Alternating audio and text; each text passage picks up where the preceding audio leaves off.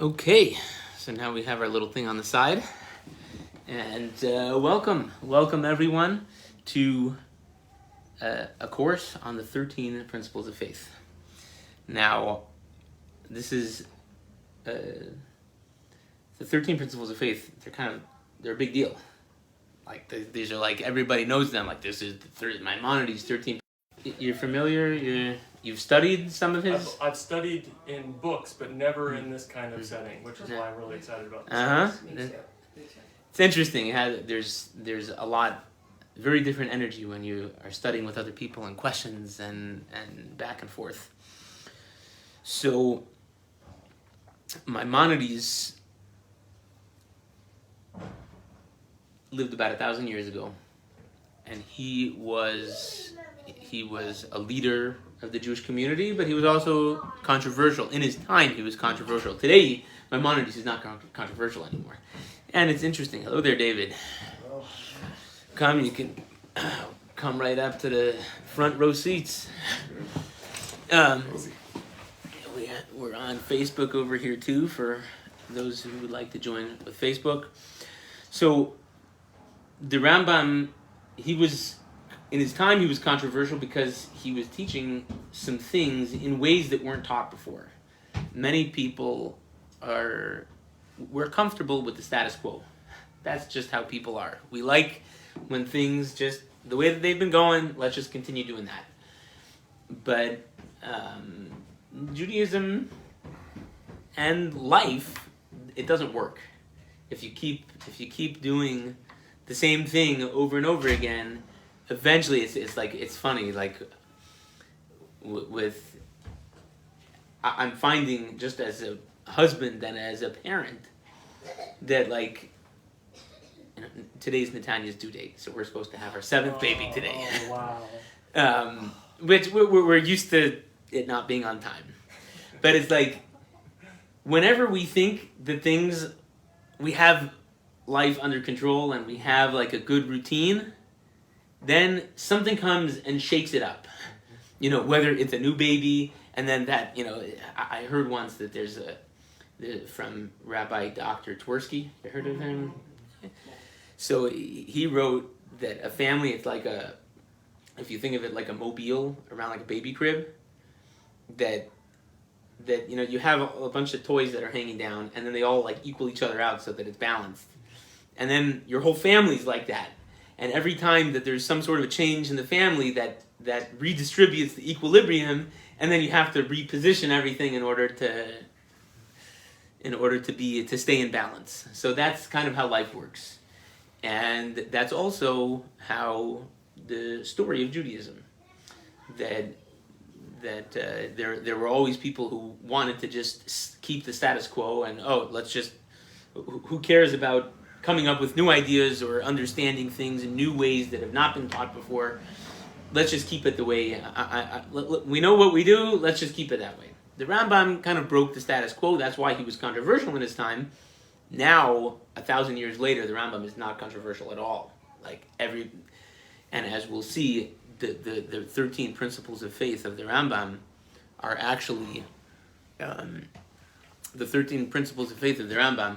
This is like the litmus test for any ideology that claims to be Jewish, whether it's Jewish or not. That's probably the biggest idea that I'm going to say today. But just a little bit of history. So the Rambam, he wrote multiple books. One of the books, his most famous one, interestingly, most of the books that he wrote were in Arabic.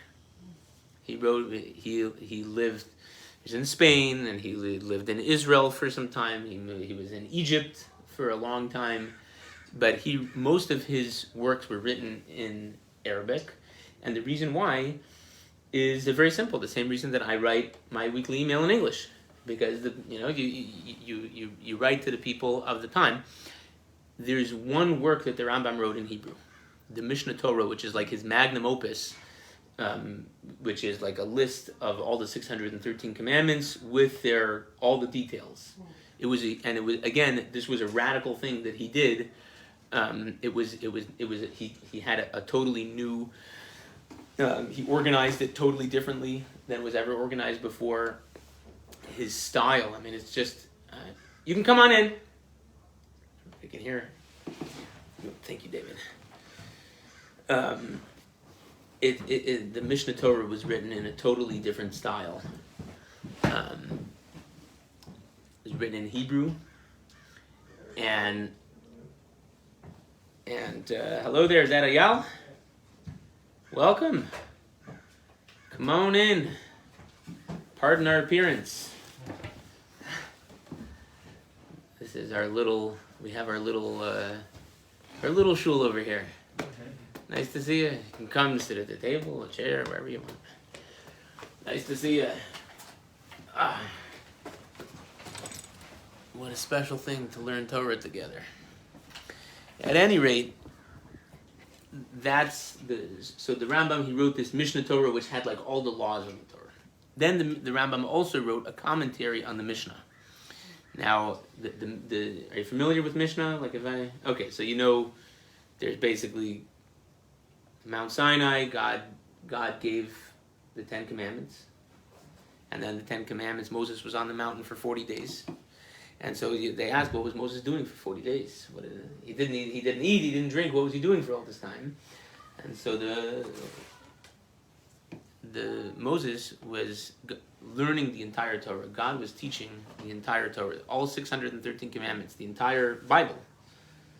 Basically, God went through every single letter and every single word of the Bible with Moses and taught him what each word means. And what happens is, if you're to go now and just read the Bible, it doesn't make any sense. If you give it to an Israeli who reads Hebrew, it doesn't make sense. They may understand 50% of it, maybe 60% of it, but a lot of important details just don't make sense. Ayal, do you speak Hebrew? Mm-hmm. You speak Hebrew. Okay. What does totafot mean in Hebrew?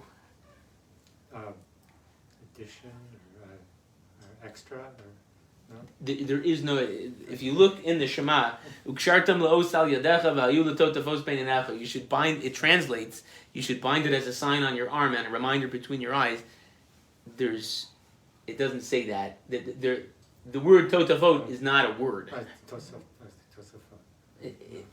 Tosefta. You're thinking of a different spelling of it's a different word that sounds like totafot, a reminder. It's not a word. But God went through each and every single word in the Torah and taught Moses what it means, and that was the oral Torah. And that was transmitted orally for hundreds of years until Rabbi Yehuda Hanasi, about 1,000 years later, and Rabbi Yehuda Hanasi saw that people were starting to forget. And I'm going through it a little bit fast. He saw that people were forgetting, and he had a tradition. Part of the tradition that was passed down from Moses is that there would come a time when this oral Torah, which was meant to be just oral, there's going to be a time when it's going to have to be written down. And so that's when the Mishnah was written down. Then a few hundred years later, that was not sufficient, and so the Talmud was written down. And then later on, then Rashi, the famous commentary on the Talmud. So at any rate, the Rambam wrote a commentary on the Mishnah. It's called Pirush HaMishnayos LaRambam. So you go through the entire book of Mishnah, which is very, for the most part, it's a very dry. When I say dry, it's just technical. It's the how of Judaism. You want to know, okay, there's the starting from the beginning of the Mishnah. So it says you shall.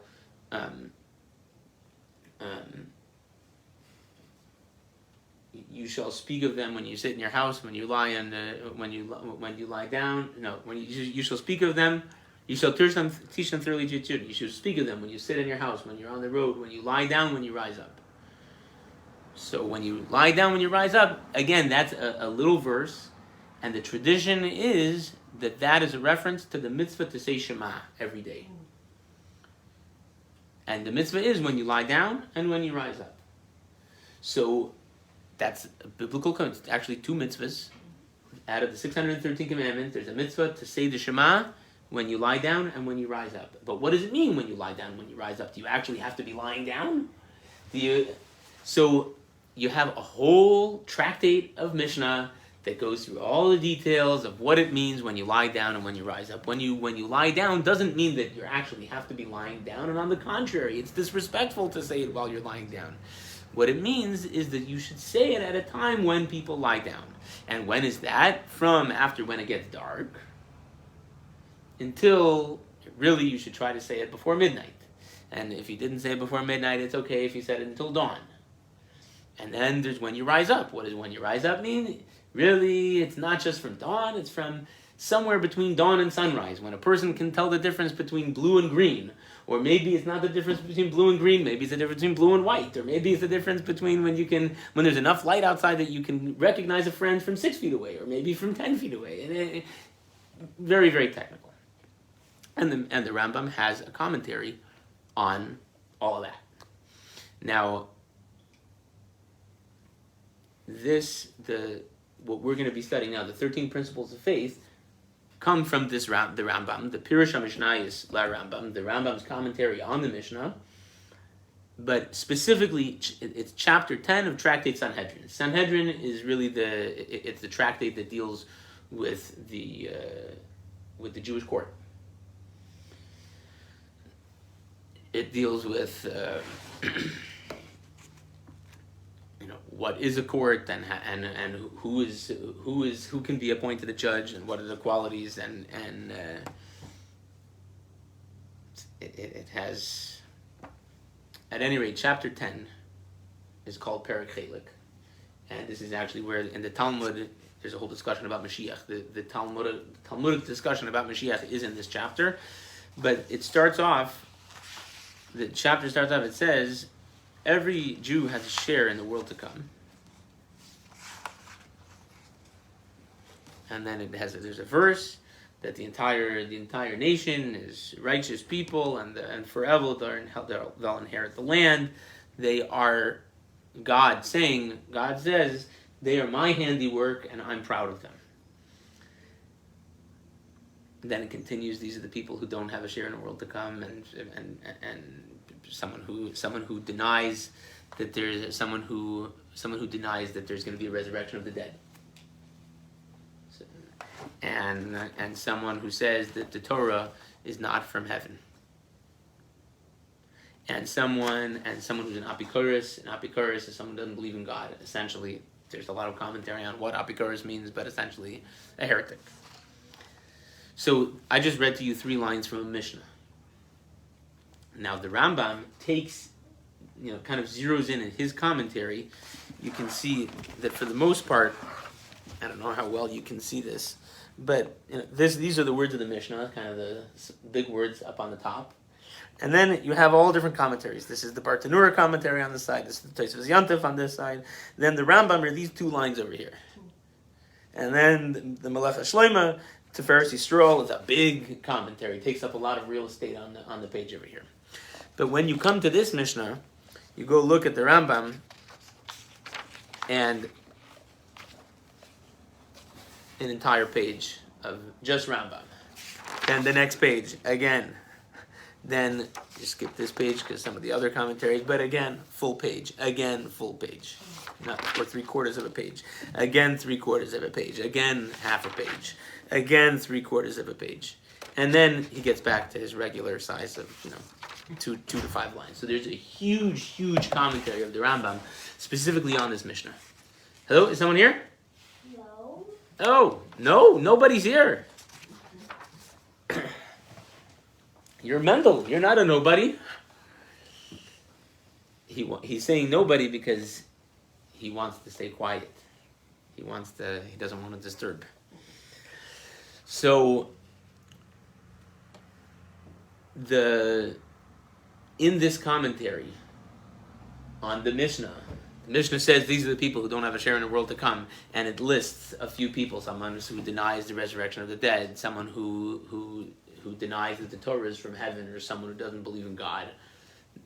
These are it's very interesting. I should be very quick to say, Judaism in general, we're not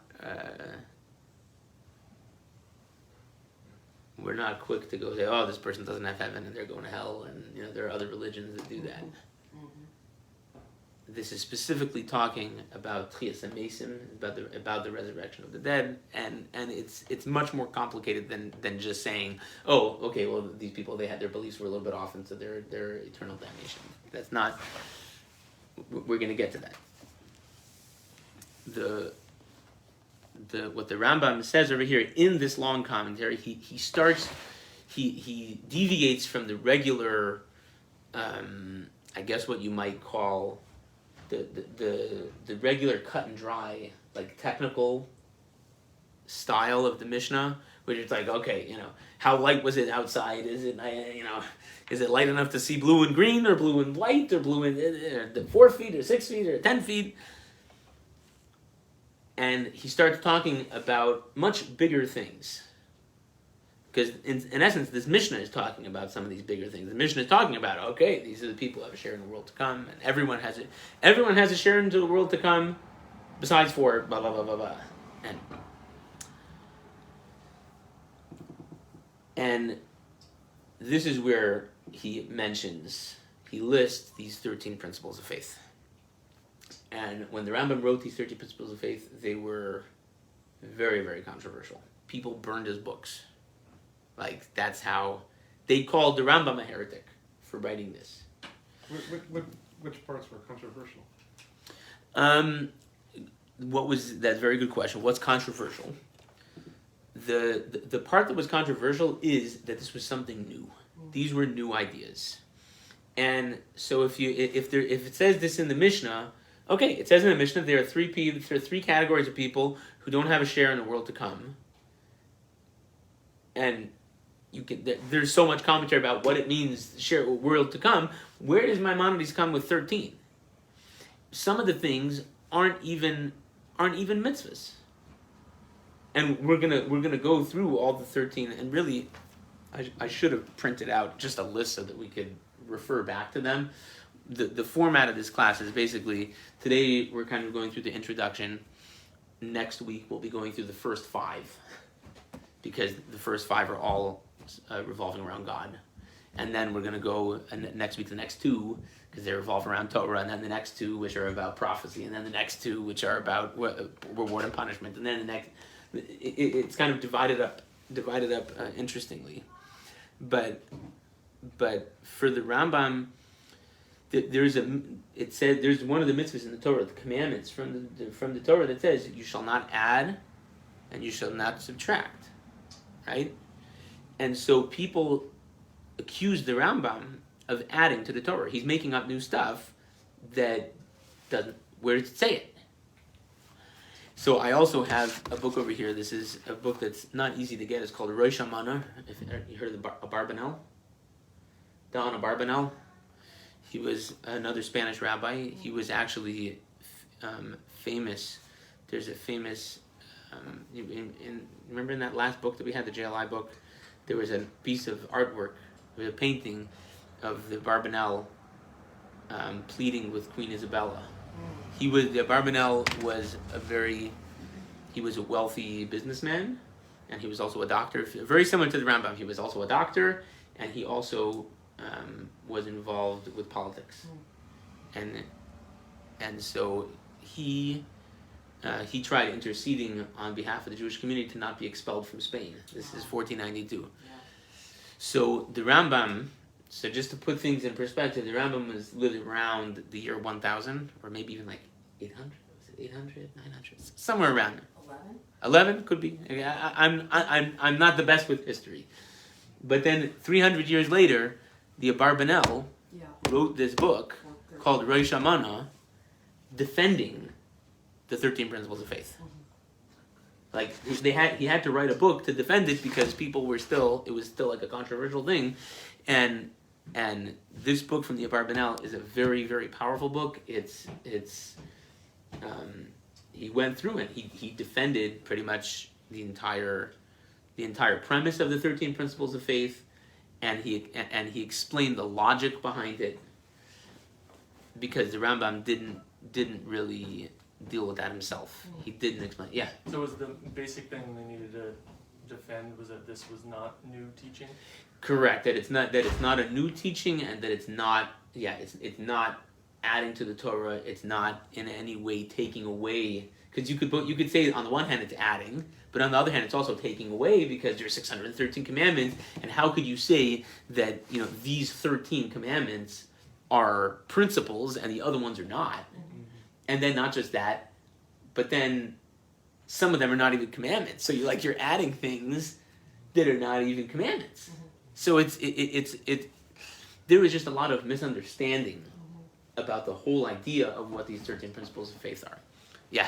A lot of uneducated people. Right? There were a lot of uneducated people, and you know what? It's not a negative thing. Yeah, sure. I mean, what's so interesting, like kind of the way that I think of it, is like the teachings of Hasidus, the teachings of the Baal Shem Tov.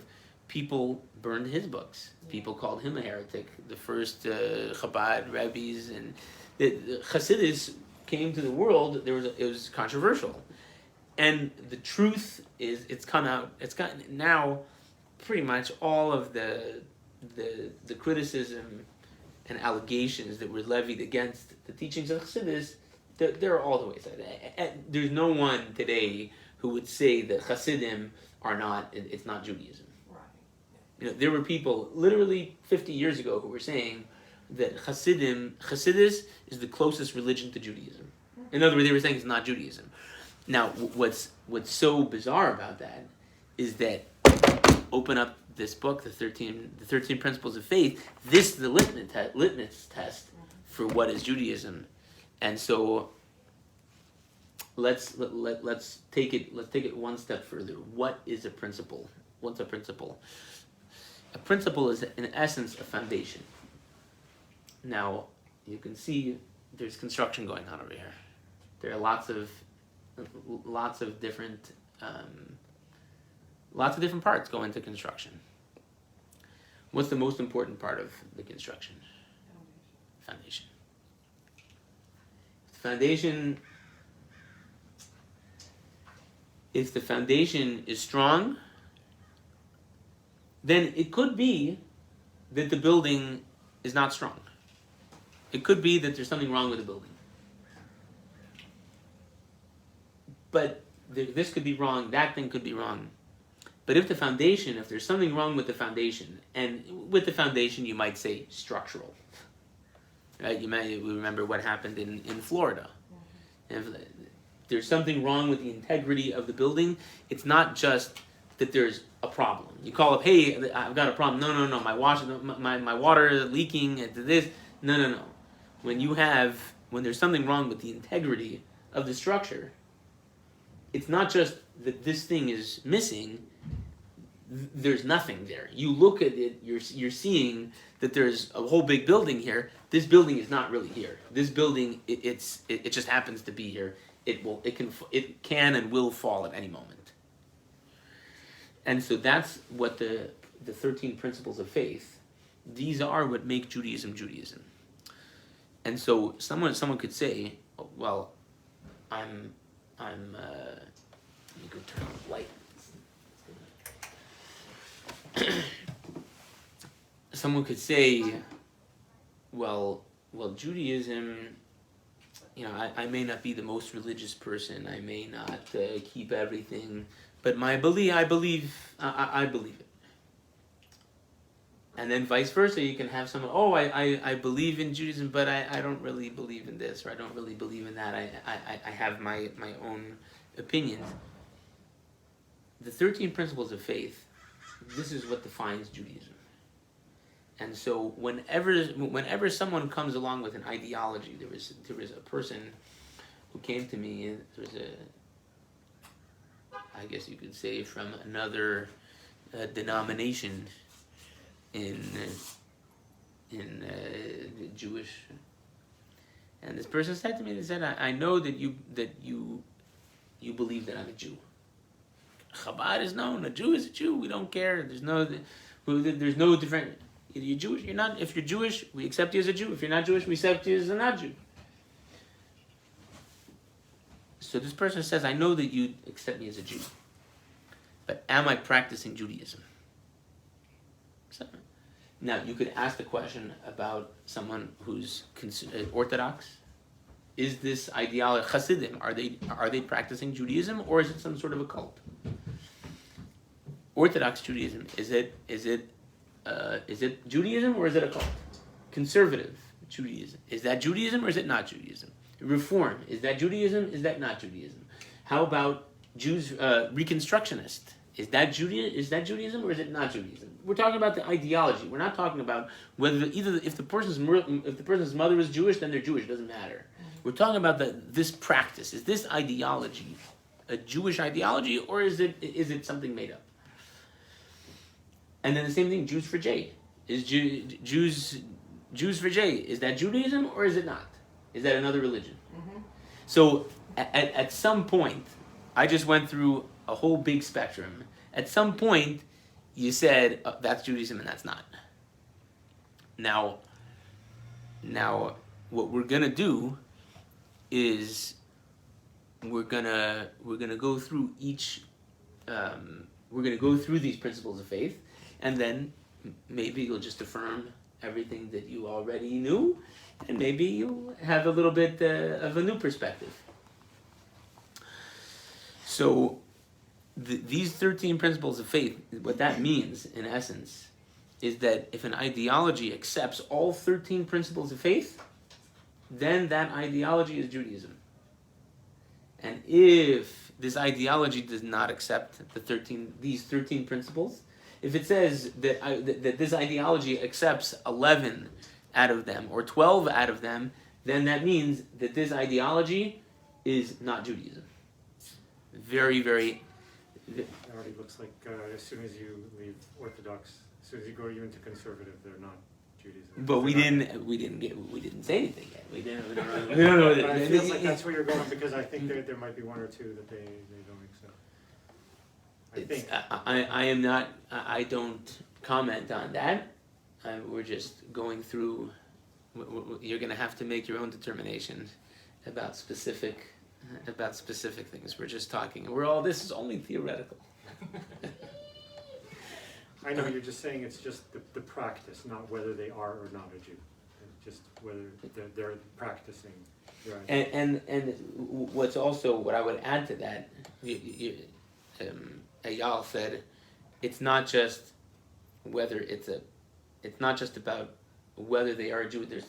There's whether the person is Jewish. So whether the soul, does this person have a Jewish soul? That's one question. Then there's another, is the practice, is the mitzvah a mitzvah? And then there's another thing about the ideology. Because what I would say is there was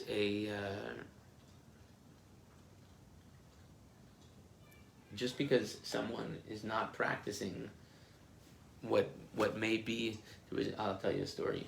There was one time I spent 4 years in Toronto. And this happened to be, I didn't spend much time at Bathurst and Steele, because I know Eyal is from, anybody else? You know Toronto at all? Like, I love Toronto.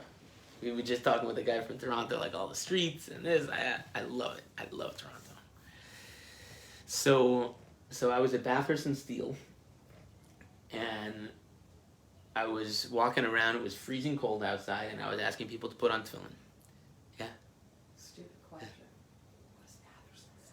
It's cross streets.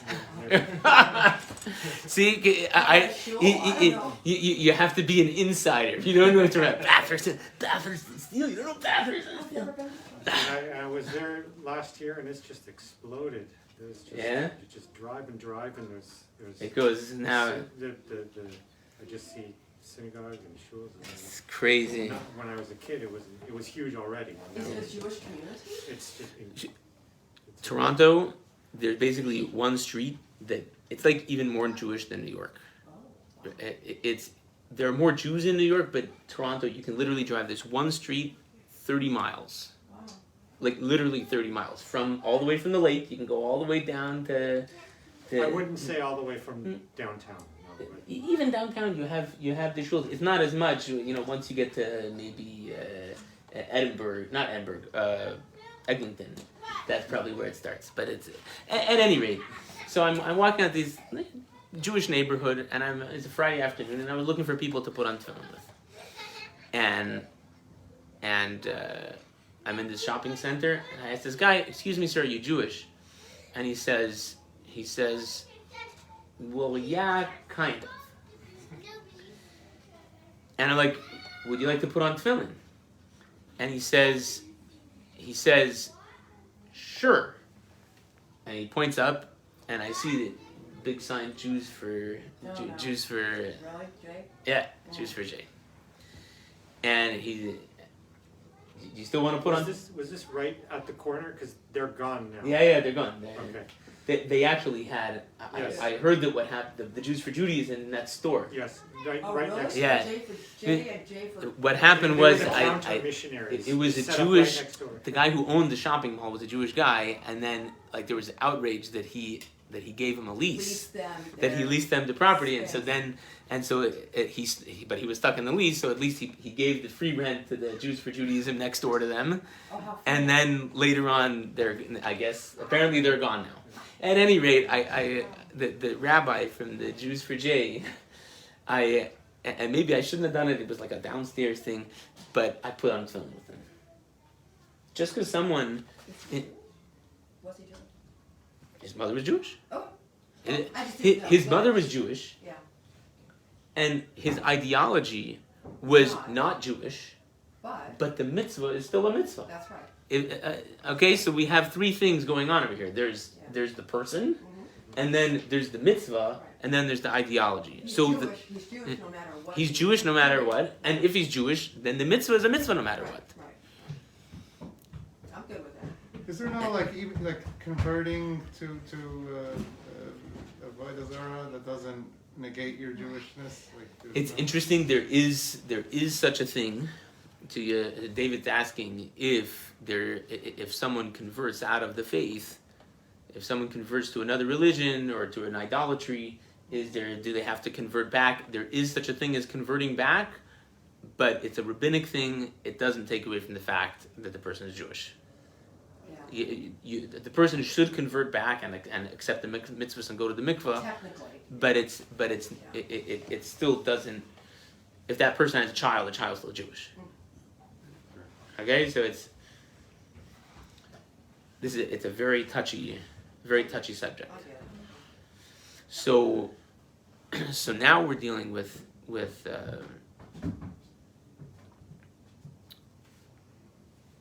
so the question is, so we have these 13 principles that are the foundation of Judaism. So let's just say, for argument's sake, let's say that someone comes up and he says, I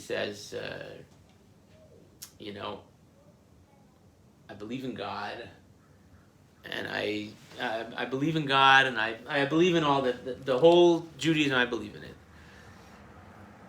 I drive on the Sabbath, or I don't put on tefillin.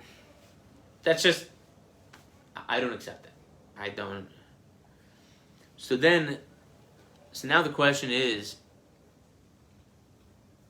my Judaism Judaism? And is it meaningful? And so the answer is yes. There is a problem. If there's someone who says, I don't believe that the Torah says that I don't believe that the Torah says I need to put on tefillin, or I don't believe the Torah, like I don't see the value in putting on tefillin. I don't think there's any point in it. It's just a made up thing. Well, that's kind of touching on one of the 13 principles of faith. That there's a Torah, the Torah from God, and it didn't change. But the mitzvah itself, the only problem with that is that it borderlines on one of these principles of faith. But let's say that there's someone who says, you know what, I pray every day, I learn my Talmud, I go to yeshiva, I study Torah, I pray, I daven, tefillin, I'm religious completely, I rest on I don't work on the Shabbos, everything. But I don't believe in God. It's interesting. Ironically, there are actually people like this. There are people like this, and this is what it's just people who are they were born and raised in a community. They never really, never really thought, challenged. It becomes a social thing. It's just I'm part of the community and I can't leave the community or whatever. But then they start thinking, and okay, I don't really believe in God. And so then you go, okay, is that Judaism? This person is spending 5 hours a day studying the Talmud, blah, blah, blah, blah, blah, blah, blah, and the Tefillin, and they're doing all these commandments, but they don't believe in God. That person's, what you could say, is that the religion for this person is meaningless. If you don't believe in God, that's the foundation. He's going through the road. It's the road. It's for this person. Now, that's not to say that this person is not Jewish, and it's not to say that the mitzvahs that this person does is meaningless. No, they're meaningful. They're meaningful, but in this person's mind, how could you possibly think that how could you believe that you're doing something meaningful? I know that what you're doing is meaningful, but for you, how do you believe that what you're doing is meaningful? He hasn't been illuminated to know. So, but now the thing is, each one of these 13 principles, and this is really what we're going to do over the next few weeks, is we're going to take each one of these commandments, each one of these 13 principles of faith, and we're gonna explore. We're gonna poke around a little bit, and we're gonna ask. It's just the same format over and over again. Well, why would Judaism be meaningless if I don't believe in that? So let's just, to make things easy to get into the swing of things, even though we'll go back and do it again next week, is belief in God. So, because that's an easy one. It's easy to understand why, if someone doesn't believe in God, why their entire religion is meaningless. Right? Because the whole point of religion is that I'm serving God. I'm doing that God told me to do something, and therefore I'm doing it. And if there's no one upstairs, so then how could there be any meaning to what I'm doing? Now, someone could say that can atheists find meaning in life? Maybe they can, but it's not Judaism. That's not where our discussion is just about whether something is Judaism or it's not Judaism. So I know there was. I heard this. I'm not totally sure the truth of it. Didn't fact check it, but I heard that Alan Dershowitz wrote a book called "Why," something about like how Judaism can be meaningful without believing in God. He wrote such a book, and then like a year later, he retracted the book after his son or daughter married out of the faith. It was an interesting thing. Whether it happened, it didn't happen. It happened with someone. There are definitely people who dabble with this question. Well, can Judaism be meaningful if I don't believe in God? And maybe they can get away with it for a little bit, but it doesn't last for long. You brought up the Reconstructionists. I think that's what they kind of say. Oh yeah? I think. See, I don't even know. Yeah. I really don't even know. I think they're literally just the cultural and it's meaningful. The astronomical. The guy who wrote the food. The kishke, Yeah. the heart attack in a box. I read a book called One People, Two Worlds, which has an Orthodox rabbi and a Reform rabbi debating about the same subjects, and it's fascinating to Interesting. see how the Reform rabbi says, yeah, I get meaning from the Torah, but I don't know if it came from God. I don't even know if Moses existed, but it's meaningful to me. That's no rabbi like that. I think they at least still believe in God, and I think with the Reconstructionists, the one time I read about them, I think they're what you're describing as Interesting. yeah. I think I'll have to double check. It's all interesting, and what's kind of what I find that on the one hand it's interesting, but on the other hand, like I don't want to waste too much time with it because once you're dealing with opinions, if everybody's entitled to their own opinion, so then like an ideology, like who decides what an ideology is? Everybody can come and make their own opinion, and that's fine. So the first principle of faith is that there's a God, and the Rambam actually over here, he quotes, he does take a verse from the Torah to base that principle on. So the principle he bases this on is Anochi Hashem Elokecha, the first of the 10 Commandments. I am Hashem your God, who took you out of Egypt. And I've written emails about this before. How it's interesting that if you count the 10 Commandments, they're actually not 10. The 10 Commandments are really 9. It's 9 commandments. Yeah. And aseret, the Hebrew word, we don't call them the 10 Commandments. They're aseret hadibrot, the 10 statements. The reason why is because the 10th, or really the first, is not a commandment, it's a statement. I am Hashem your God who took you out of Egypt. It's not a commandment, it's a statement. And it's just interesting. I've found it with my own children. It's just a parenting hack, I guess. That if you tell your children, don't do this, or you're not allowed to do this, or you can't do this, so that creates a certain dynamic. And then there's another way of saying the exact same thing, just changing very simply. And I'm talking about even to 2-year-olds who don't really have an understanding. 2-year-old, a 3-year-old. If you just change the words ever so slightly, and you say, in our house we don't do this. It's like a magic, waving a magic wand. You'll see, if you say these words, we don't do this, and in our house we don't do this, or we don't do this, it creates a totally different dynamic, and it brings out much more obedience.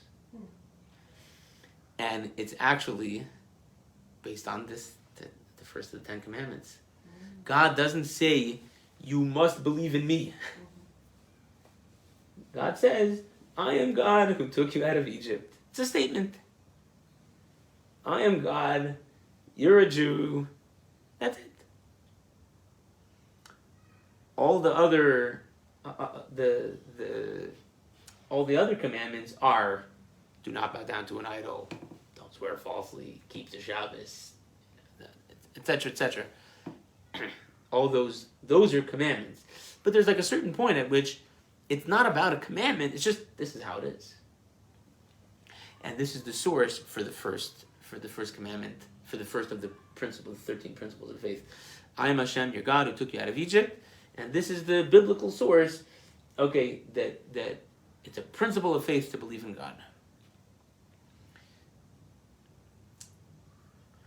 I didn't prepare this class in a format of start off with a joke and finish off with a little PowerPoint or little video like we have in the JLI. It's a little bit more informal. So I think this is where I'm ready to stop with new information, but we can continue on. Are there any questions? Are there any? If you're on Facebook, you're welcome to write in a question. If I see it, I'll try to address it.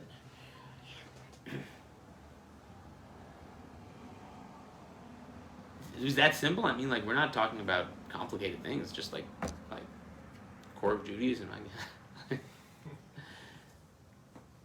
Nothing. No. The Rambam, that he was also a physician to what was his name in Egypt? Saladin. Yeah. You're already getting beyond my pay grade. I don't know that. Yeah. Oh, he was the 11th century, I think he was. Uh-huh. Mm-hmm. And then Ferdinand and Isabella was the late 1300s into the 1400s. Well, Isabella, 1492 was the expulsion, so that's when. Yeah, Larry's family was. Oh, really? That's interesting. Do you have any idea why the Rambam thought that he needed to make his 13 principles in his era? Well, why not somebody before him? Why not somebody after him? Very, very good question. Very good question. I'm glad you asked. I'm going to say it again just in case there's someone listening who wants to hear the question. And remind me your name? Brian. Brian. Brian's asking, why I started off by saying that it was the 13 principles of faith were controversial, and that some people are just happy with the status quo, and then the Rambam came along and shook things up a little bit by teaching these 13 principles of faith, and then he had to be defended by the Abarbanel and the whole story. But why did he feel the need to introduce this new idea at that time? Very good question. And what I would say is that just I'll answer this kind of the way that we talk about Hasidus. Hasidus also, there are a lot of parallels between what the Rambam did and what Hasidus brought to the world. And there were two explanations given for why Hasidus came to the world. One of them is they said a story. This was the time of the Magid, the Mizrich, the student of the Baal Shem Tov, and like the second in the Hasidic dynasty. He said there was it's like a king who had a son that was very ill, deathly ill on his deathbed, and the doctors said, your son has no chance. There's only one thing that could possibly give him that may work and it may not work, and you're gonna have to take the crown jewel of your crown, and you're gonna have to grind it up because there's something in this crown jewel that may or may not help your son. And so obviously the king, without a flinch, takes the crown jewel and grinds it up to give to the son. So the analogy, the point of the parable was that the teachings of Chassidus, they are the crown jewel, God's crown, so to speak. They're called the secrets of Torah. The secrets of Torah, which essentially we can relate to people in different ways. I've said this many times about like the different hats. I told you this one, the different hats that I wear. So sometimes, well, this is my Chabad of Temecula hat, but there's the rabbi hat. Right now I'm wearing my rabbi hat. Then when you go home, then I'm gonna wear my Tati hat, Daddy. I wear the Daddy hat. Then after my kids go to sleep, then I wear. My wife doesn't. We don't really call each other honey, but let's just say I'm wearing my honey hat, a husband and wife. And then when the mailman comes, then I'm the hello sir hat. When I'm in the DMV, I'm Mr. Abrahams. We all wear different hats, and we all each hat that we wear, we express a different part of ourselves.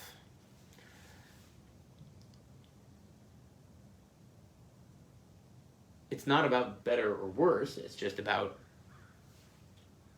what part of myself I'm expressing. And there are certain things that are appropriate. Sometimes someone will start talking to you and they'll start telling you things that you're like, I just met you 5 minutes ago. It's not really appropriate that you're telling me these things about yourself. Right? So it's very nice that you think that you value me so much, but if you can share your deepest secrets with me in 5 minutes, that's inappropriate, right? So the accusations that were levied against teaching Chassidus are the secrets of Hashem. This is there's if you just read through the laws, God is the big, call God the big buffalo. God tells you what to do. He's the king, and I do whatever he says. I don't need to know him. He's not my buddy. God's not my buddy. And so that's those are the accusations. Well, why are you, these things, you're teaching, Chassidus is teaching you how to understand God. And that's inappropriate. The people who said that was inappropriate.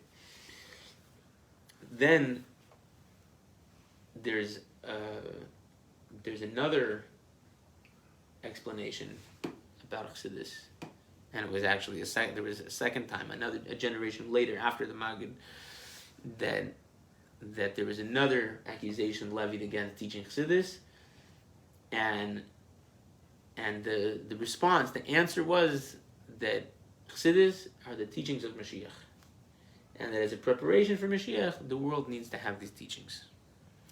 And essentially, what you could really think of it, the way that I think of it, is that it's inappropriate for someone to start sharing their secrets with you after 5 minutes.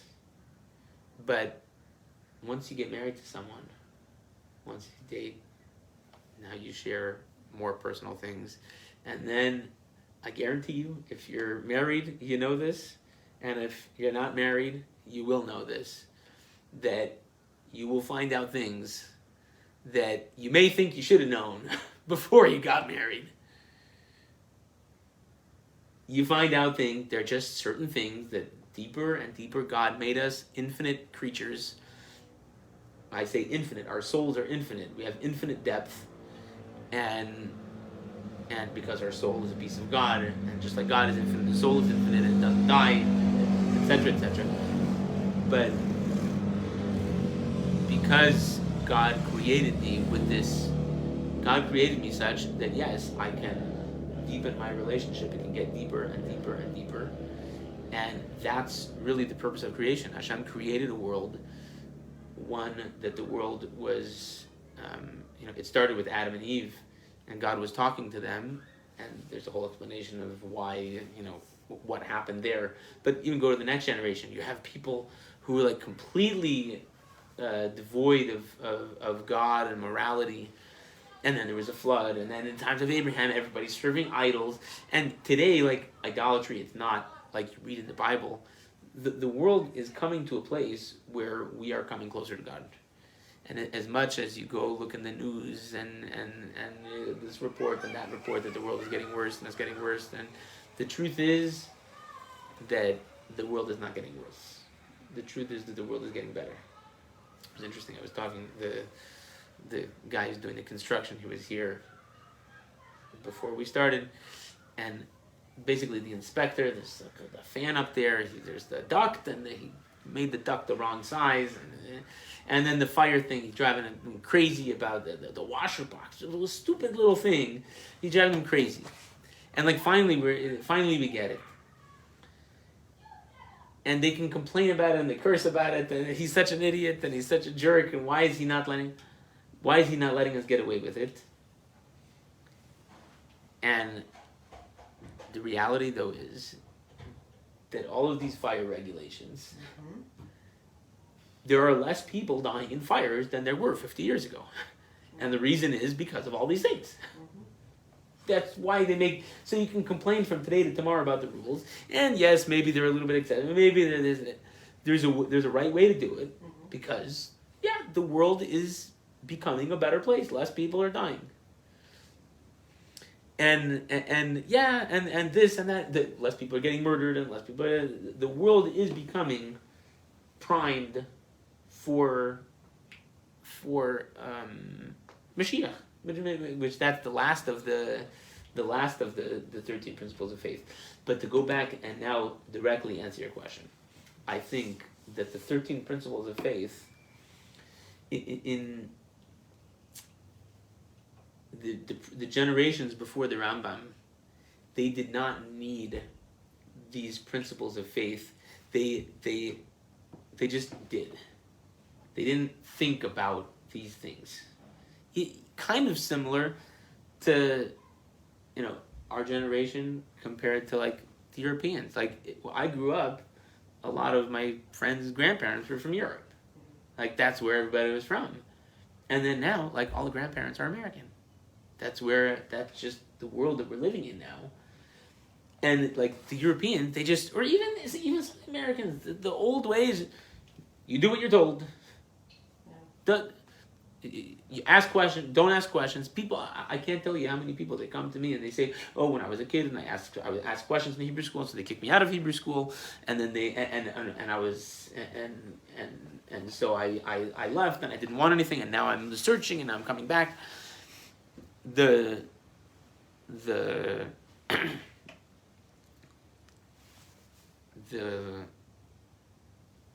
in previous generations and the generations before the Rambam, they did not need this tool.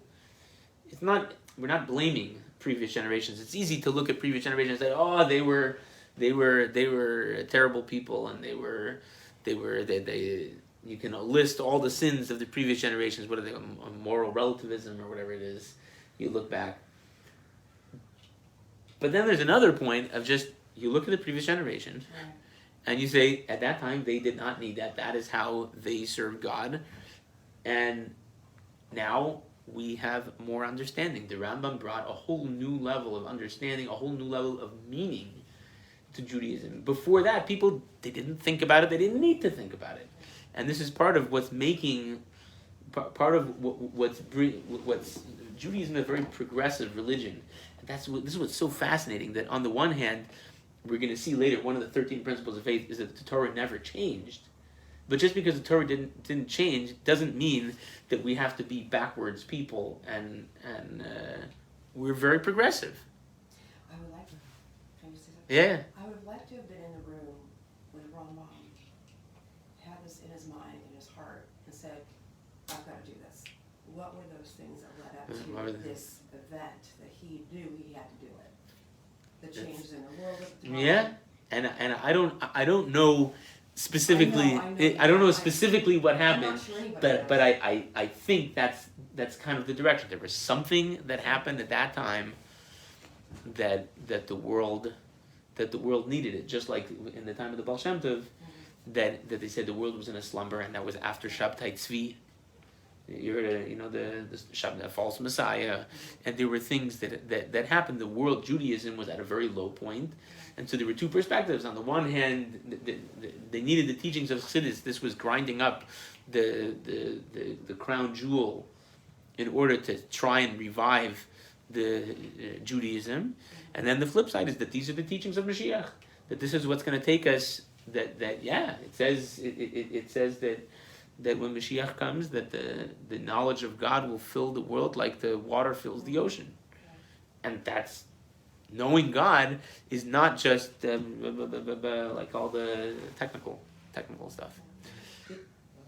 Going back to earlier conversation, was some of the controversy that some Jews who thought that they were in before, after the 13 principles, they felt like they were being defined out? I Maybe wonder, because they were going through the motions, they were doing the it commandments. could be.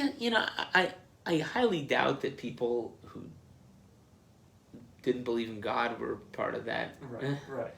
But Mashiach, because that's a biggie. We're gonna get to that in a few weeks. So, just like a person who says, I believe in everything in Judaism besides for God, so that is meaningless. Judaism can't be meaningful without a God. Judaism can't be meaningful without Mashiach. And we're going to have to figure out why. So that's something that people could... You open up the Bible, and there were people who didn't... who the Rambam, he quotes various verses. This is where, straight in the 5 books of Moses, it tells us that there's going to be a Mashiach. But even what they were doing, they saw the Rambam as taking something, it seemed like an obscure verse that didn't necessarily, where did that come from? And then now he's making a principle of faith, okay, so now he's making a big deal out of Mashiach, and we're making a big deal out of something else.